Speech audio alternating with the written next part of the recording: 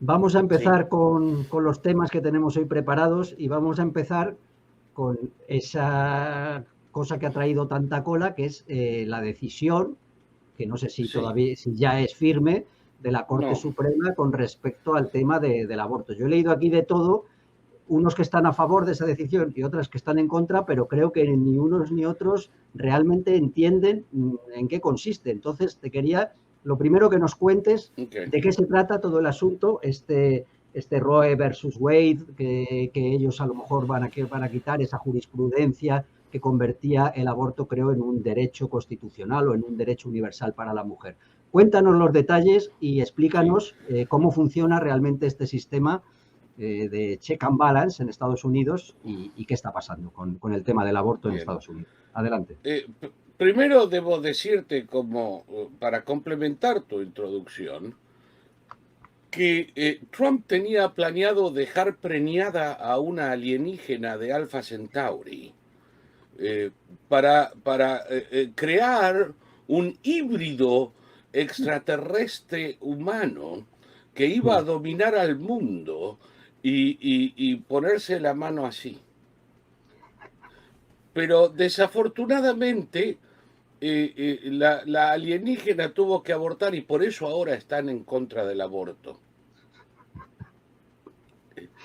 Pues cualquier día Eh, leo algo así aquí, no me extrañaría nada. bueno, como que lo estás leyendo, hombre, porque las tonterías que se publican, que Trump quería tirar la bomba nuclear aquí, la alegría con la que se dicen esas imbecilidades, pero volveremos al punto si tú quieres, Uh -huh. luego que contesté lo que me has preguntado, que sería descortés no hacerlo. Perfecto. La Corte Suprema es una institución en Estados Unidos que creo no tiene par en el mundo. La independencia total del poder político de la Corte Suprema en Estados Unidos, yo personalmente no sé de ningún otro país del mundo que disponga de un poder judicial así independiente. Uh -huh. Hay un pequeño contacto con el poder político a la hora de nominar y aprobar a los candidatos, pero pasado ese Rubicón no tiene ninguna obligación y por lo general se mueren de risa del poder político. Si alguien pensaba que Roberts iba a ser un fiel republicano porque fue nominado por un presidente norteamericano, se ha llevado la sorpresa de su vida, que el hombre ha hecho lo que le parece, Claro. eh, desde Obamacare a cualquier otra cuestión, generalmente causando gran molestia, angustia y enojo a los republicanos que esperaban de él un servidor.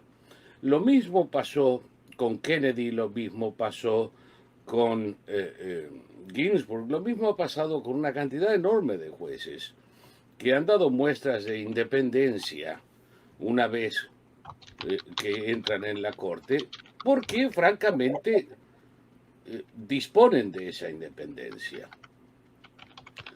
Lo que tenemos en este momento no es una decisión de la Corte. Esa decisión no va a tener lugar hasta fin de mes o junio. Y no creo que en consecuencia de estas tonterías como las que me estás mostrando, eh, se apuren o modifiquen su opinión o tiempos. Creo que deliberadamente van a seguir su curso como si oyeran llover. Uh -huh. ¿Eh? Que no haya ni la apariencia de que la Corte en algún modo ha reaccionado a esta grosería que estamos viendo. Uh -huh. Lo que sucedió, las deliberaciones de la Corte son siempre secretas. Sí. Y son siempre secretas porque, en primer lugar, las decisiones de la Corte no deben ser influenciadas por factores externos. Una vez que la Corte llama a testigos a declarar, se hacen los argumentos, se escuchan los pros y los contras, que son siempre de puntos de ley. La Corte no está decidiendo si el aborto es bueno, malo o neutro. No es función de ellos. La Corte está decidiendo si una ley en particular interpreta correctamente la Constitución. Y si el Estado tiene el poder de determinar A o B en función de la ley, no en función de la ideología o de lo que le parece a cada uno de ellos.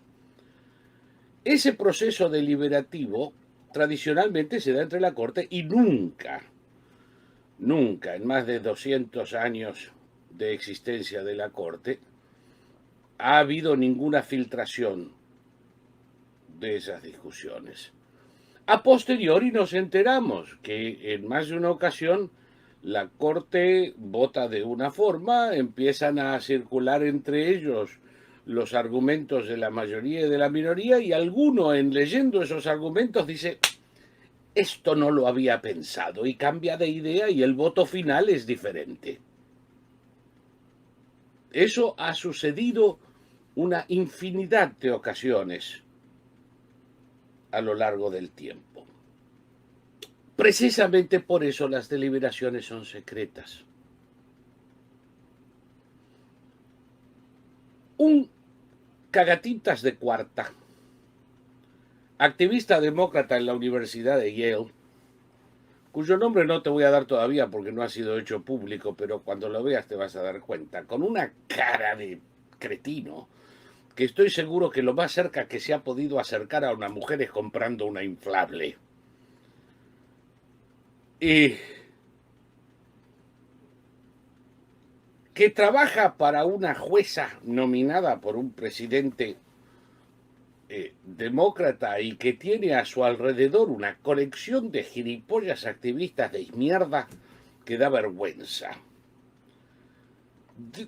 Viendo la opinión que su oficina recibió y escandalizado por lo que la Corte estaba a punto de hacer, en uno de los casos más grotescos de intentos por influenciar la Corte, lo hizo público. Lo hizo público. Para esta gente no hay juramento, no hay compromiso, no hay nada que valga a la hora de avanzar su ideología. Todo en un estilo de sociólogo francés. Todo está justificado en aras del avance de la ideología. Entonces se hizo público. Lo que se hizo público es un borrador, no una copia final, un borrador de la opinión de la mayoría, escrita por Samuel Alito. El juez Alito. Que Alito esté escribiendo los borradores de la opinión de la mayoría sugiere a la gente que conoce algo de cómo funciona la Corte que Roberts, conservador, designado por un presidente republicano, no está en la mayoría. Porque generalmente cuando el jefe de la Corte está en la mayoría, es él mismo el que escribe la opinión de la mayoría. Cuando esa opinión la escribe otro es porque él no está ahí.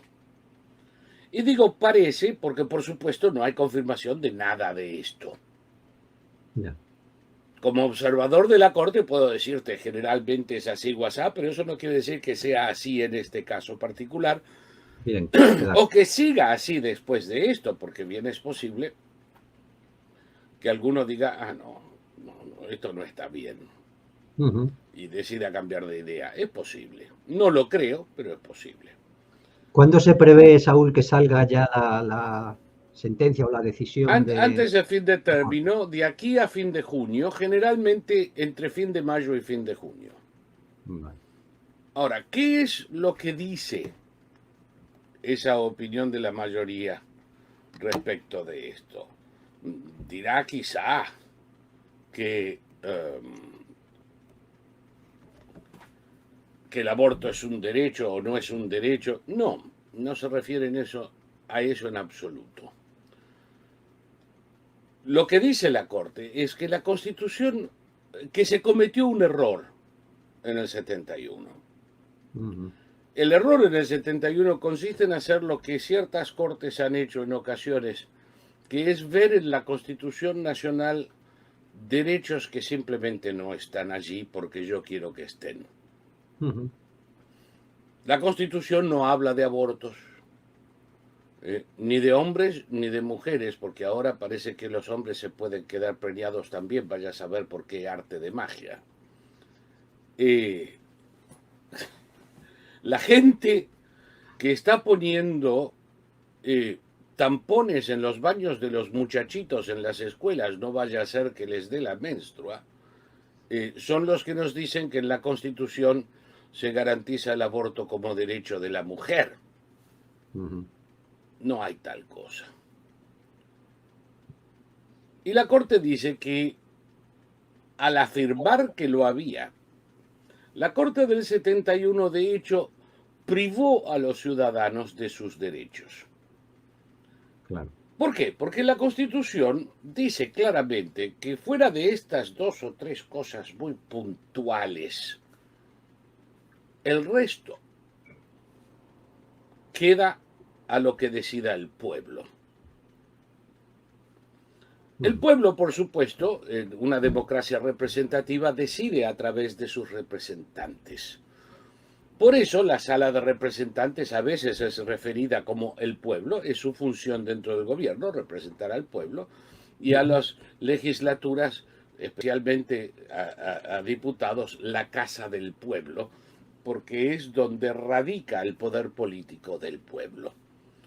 Entonces, cuando el gobierno federal dice esto es un derecho federal, que nunca lo fue y que no está en la Constitución, y lo pone en cortes federales y lo pone a ser regimentado por el gobierno federal, priva al pueblo de su derecho a gobernarse a sí mismo.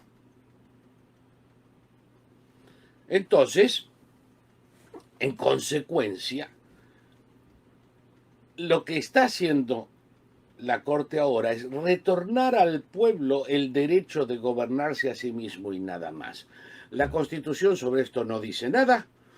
El gobierno federal no tiene vela en este entierro y corresponde al pueblo en cada uno de los estados decidir a través de sus representantes qué quieren hacer con esta patata. Entre eso y quitarle un derecho de algo a nadie, hay una distancia sideral, más que la que hay entre la Tierra y la ciudad natal de la madre del hijo alienígena de Trump.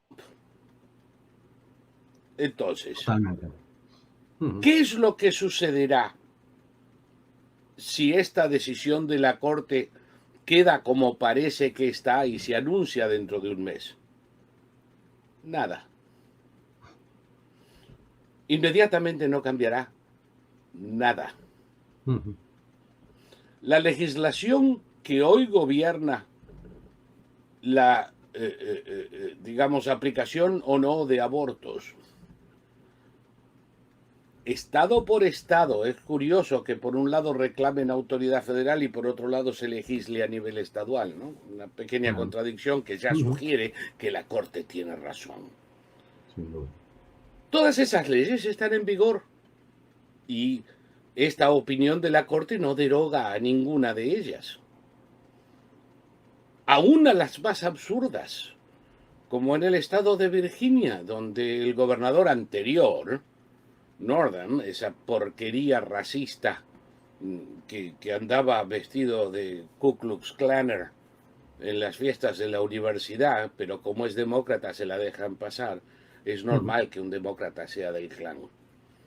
Es una tradición. Que firmó como ley hace 2 años que se puede abortar hasta el momento del parto y que si el feto nace vivo, escucha bien, el feto nace vivo, ya no es más un feto, no importa cómo uno quiera extender esa palabreja. Si el feto nace vivo, tenemos que envolverlo con una mantita y ponerlo confortable y cálido arriba de una mesa mientras el doctor y la madre deciden cómo proseguir con el aborto. Enfermo. Demoníaco. En California, tienen leyes que permiten el aborto hasta el inicio del parto. Eso no es aborto, eso, en Es mi asesinato. opinión personal, es infanticidio. Totalmente. Pero Entonces, Saúl, un inciso, porque precisamente hoy he leído que ayer el Senado rechazó nada por... va a cambiar esa ley en California.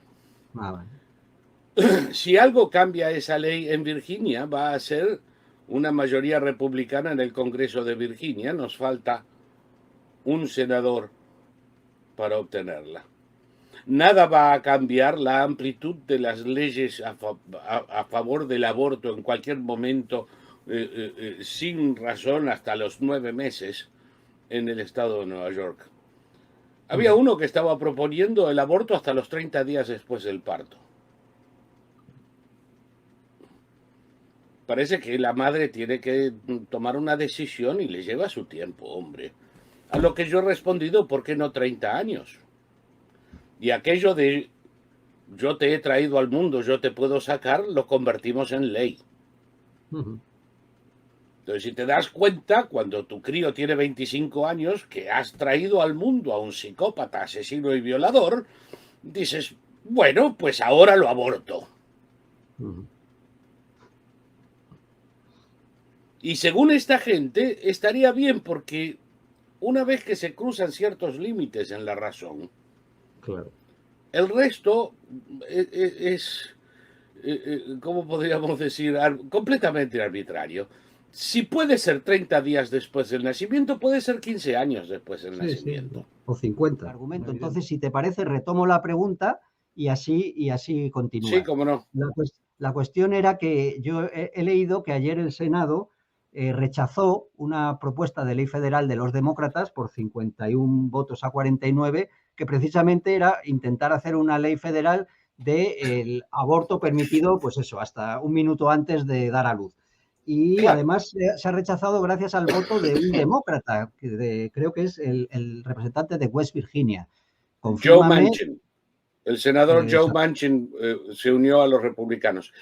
Lo que a todo esto lleva a que la gran gilipollas de mierda de Elizabeth Warren, Pocahontas, la señora que durante toda su vida mintió para obtener preventas por su condición de india, aparentemente ella pertenece a los fraudequíes de Inglaterra. Salió haciendo declaraciones de cómo la minoría se había impuesto. ¿La minoría? 51 a 49 quiere decir que los 51 son la minoría. No tienen idea. La mayoría soy yo. Esta gente tiene un grado de locura que hace que Luis XIV parezca el hombre más centrado de la historia. Entonces, la ley, por supuesto, buscaba una ley en la que nadie participó en su redacción más que 2 o 3 allegados a Schumer, en la que me sorprende, de hecho, los que votaron a favor de este brulote sin saber qué cuernos había en él. Son nada más que correveidiles del partido, completamente descerebrados y dispuestos a hacer o decir cualquier cosa con tal de mantener su poltrona. Entonces, no tengo el menor respeto por gente de cualquier partido que actúa de esa forma. Ninguno de ellos, idiotas que son y sin haber leído el brulote, fue capaz de pensar que lo que la Corte está diciendo sobre la decisión de Roe versus Wade y que el gobierno federal no tiene injerencia en esta cuestión que debe ser decidida por los ciudadanos de los respectivos estados, aplica también a leyes del Congreso, que si llega a ser aprobada es inconstitucional, tanto como Roe versus Wade, porque el Congreso federal no tiene autoridad alguna para inmiscuirse sobre una cantidad de cosas. No pueden hacer leyes que afecten el consumo de alcohol o el mercado de seguros o las leyes de tránsito de ningún estado. Ellos pueden hacer leyes que hacen a las cuestiones que la Constitución reserva al gobierno federal y nada más. Ya.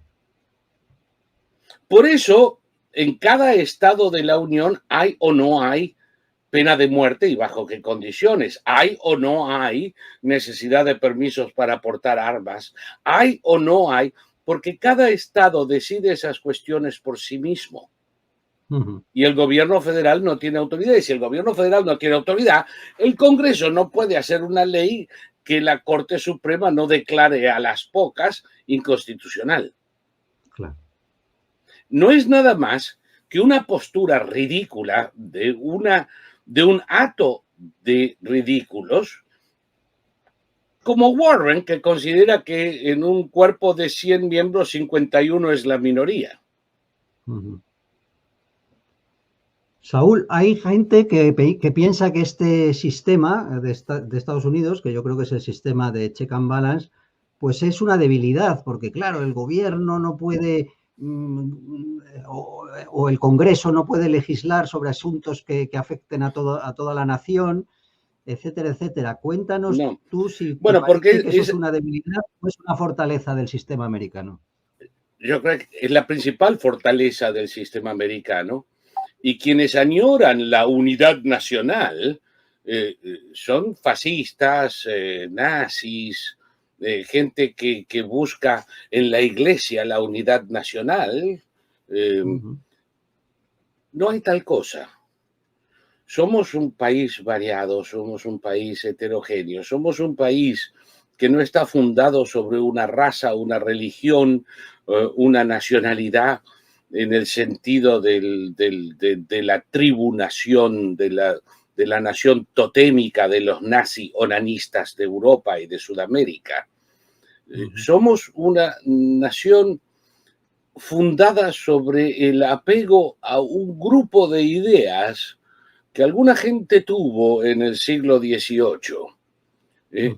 Ideas peregrinas, ideas condenadas desde el vamos por las autoridades civiles y eclesiásticas del mundo civilizado, de que el pueblo puede gobernarse a sí mismo. Y que no solo puede gobernarse a sí mismo, puede gobernarse a sí mismo sin el sabio consejo de la Iglesia. Y puede aceptar en su seno todas las religiones, todas las ideologías, todas las nacionalidades por igual. Hay mucha gente que eso no lo entiende. Hay mucha gente que lo entiende y lo desprecia. Desde los anatemas de Pío IX hasta los sablazos de Bergoglio. Hay mucha gente en el mundo que desprecia la organización y los principios sobre los que se funda Estados Unidos. Y hay mucha gente dentro de Estados Unidos que también participa de ese desprecio. Pero lo cierto es que, claro, lo cierto es que a lo largo de 250 años nos ha servido bien. Sin duda. Que cada uno de nuestros pueblos, porque el principal error es creer que hay una nación americana más allá de los principios filosóficos que nos unen. No lo hay. No lo hay. Hay más diferencias entre un chicano de San Diego, un noruego de Minnesota y un somalí en Boston que las que hay entre un madrileño y un moscovita. Somos el país más diverso del planeta. Sin embargo, todos ellos son americanos. En ese sentido, sí se podría hablar de una nación americana. Claro, por eso dije, no hay nación americana más allá del apego a los... son americanos si realmente creen que somos creados iguales. que tenemos derecho a la vida, a la libertad y la búsqueda de la felicidad, que tenemos derecho a trabajar y mantener el fruto de nuestra labor, a tener propiedad, disfrutarla y pasársela a nuestros hijos, que podemos gobernarnos sin el consejo de un monarca, un cura, un patriarca o un mulá. Si creen todo eso, son americanos, aunque no hayan nacido en esta tierra. No importa si tienen una o, como yo, 14 generaciones en ella. Porque, como digo, es la única nación basada en una idea, no en una tribu. Tenemos ciudadanos norteamericanos y algunos de ellos grandes norteamericanos. Isaac Bashevis Singer, premio Nobel de Literatura, nacido en Europa, escribía en Yiddish. Pero tenías que oírlo hablar sobre por qué estaba en este país. Entonces, no, como dato fundamental, hay ciudadanos norteamericanos nacidos en todos y cada uno de los países reconocidos por las Naciones Unidas. Dentro de los límites territoriales de Estados Unidos se hablan todos los idiomas conocidos de la humanidad y se practican todas las religiones conocidas de la humanidad. Imagínate eso. Increíble. Recibimos cada año, legalmente, más inmigrantes que el resto del mundo combinado. Y últimamente otros 3 billones que vienen porque al gobierno de Biden se le ocurre no seguir las leyes a pesar de sus juramentos. Entonces, ¿cuántos países hay que puedan absorber esa diversidad? Pues ninguno más que yo sepa. Ninguno más. Y aquí dice uno de los muchachos, una gran torre de Babel. En algún sentido, decididamente sí. En otro sentido, decididamente no. Porque no hay incomunicación entre nosotros. Hablamos el idioma común de la libertad. Ahora, hay gente en Estados Unidos, muchos, que les encantaría un modelo autocrático concentrando el poder en el gobierno federal, dándole al presidente los poderes de un presidente francés y al parlamento los poderes de un parlamento sudamericano. Y esa gente está y ha estado siempre. Si tú ves los debates entre Lincoln y Douglas, Douglas hablaba de que todo esto de las constituciones pamplinas, que lo que la mayoría dicte, eso habrá de ser legal y ninguna otra cosa. Y lo único que estaba promoviendo el gran tunante era la tiranía de la mayoría, que es lo que los demócratas proponen desde el día que fueron creados. Claro, en ese sentido, Saúl, es que yo creo que no se acaba de entender que los padres fundadores, los redactores de la Constitución, más que crear un sistema formal, que también lo crean, pero más que nada lo que hacen es blindar al pueblo frente a los abusos del poder político, del gobierno. La Constitución, decía Madison, está para proteger al pueblo del gobierno. Exacto. La mayor preocupación, todo esto que yo acabo de decir, por ejemplo, de la tiranía de la mayoría o el gobierno de la turba, porque la democracia, cuando no está en alguna medida encaminada o acotada, no es otra cosa que el gobierno de la turba. No ha funcionado nunca en ningún lugar. Siempre acaba en tiranía, inevitablemente. Nuestros padres fundadores sabían eso y lo discutieron en los papeles federalistas. Se puede ver las discusiones entre ellos. Muy pocas veces cuando uno estudia historia tiene tanto material para elucidar el estado de ánimo y el pensamiento de los participantes. Los papeles federales son las cartas entre ellos, aduciendo pros y contras de cada idea, lo que te permite formar una pintura razonable del estado de ánimo de cada uno de ellos. Entonces, el gobierno del pueblo a través de sus representantes es una excelente idea, pero si dejado allí y sin ningún otro tipo de acotación, inevitablemente va a llevar a la tiranía de la mayoría. Nosotros tenemos, como dice la idiota de la senadora Warren, el 51, el resto tiene que hacer lo que el 51 dice, a menos que el 51 le venga en contra, entonces la minoría ganó. Vaya uno a saber qué pasa por la cabeza de piojo de esa mujer. Entonces empieza a haber acotamientos. Bueno, a ver, si queremos limitar el poder de esa mayoría para que no abuse de la minoría, tenemos que empezar a poner escollos en el camino. Un escollo fue el Senado, que originalmente estaba diseñado no para tener dentro de su seno a representantes del pueblo, sino de los estados, de las instituciones. Y no eran electos, sino designados en cada estado de acuerdo con las leyes de ese estado. Desgraciadamente, durante el gobierno fascista de Woodrow Wilson, eso se cambió con una enmienda constitucional y ahora son electos y no cumplen el rol que debían cumplir.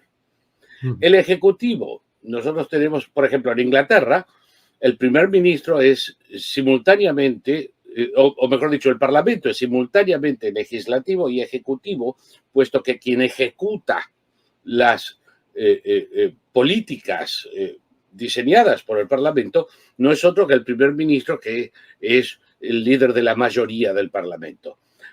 Aquí no, aquí tenemos uno completamente separado, que no solo tiene el poder de, o mejor dicho, el deber de ejecutar fielmente las leyes, no que siempre lo hagan, especialmente el que tenemos ahora, sino de servir de freno a los desmanes de la mayoría con el poder de veto que los obliga a revisar la cuestión y venir con una mayoría de 2/3, como para que no sea por 1 o 2 votos que se obligue al pueblo a nada. La independencia del poder judicial, la buena administración de la justicia, decían, es el pilar del buen gobierno. La independencia total de la justicia nos da a los que vamos de paisano un último refugio contra los abusos de la autoridad, un lugar al que podemos acudir para protegernos, no solo de las rencillas entre nosotros en los juicios civiles, sino de los abusos de autoridad. El Estado no puede hacer esto. El Estado no me puede sacar mi casa. Es ilegal, inconstitucional y engorda. Y mientras haya un poder judicial independiente capaz de interferir y decir, no, señor, usted no puede hacer esto, déjela tranquila a esta señora, el sistema no funciona. Entonces, para que algo ocurra dentro de nuestro sistema, tiene que estar aprobado por el pueblo, por los representantes de los estados, por el ejecutor de las leyes y por el judicial independiente. Y en cada uno de esos casos tenemos aún más salvaguardas. Por eso hemos llegado hasta aquí como hemos llegado. Ocasionalmente con abusos. El más notable de todos fue Roosevelt, cuyos abusos llevaron a una enmienda constitucional que previene la posibilidad de que a nadie se lo elija más allá de un segundo término.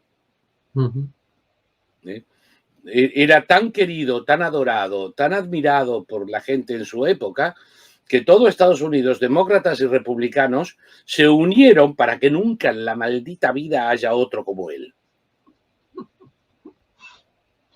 ¿Sí? Y ahora te lo quieren vender como ese gran héroe. En realidad era un desgraciado que admiraba a Mussolini, quería establecer un sistema aquí similar al fascismo italiano y despotricaba contra la Constitución y las leyes que no se lo permitían. Y llega a decirlo en tantas palabras. Imagínate qué país podríamos hacer así si nos dejaran hacer lo que Mussolini está haciendo en Italia. Madre mía. Está en una carta de él al embajador en Italia. Entonces,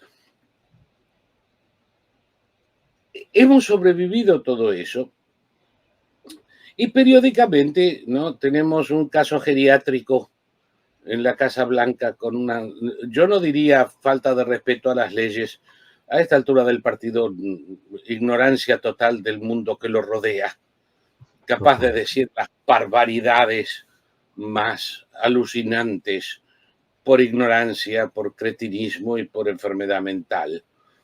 Y no es muy difícil probarlo. No.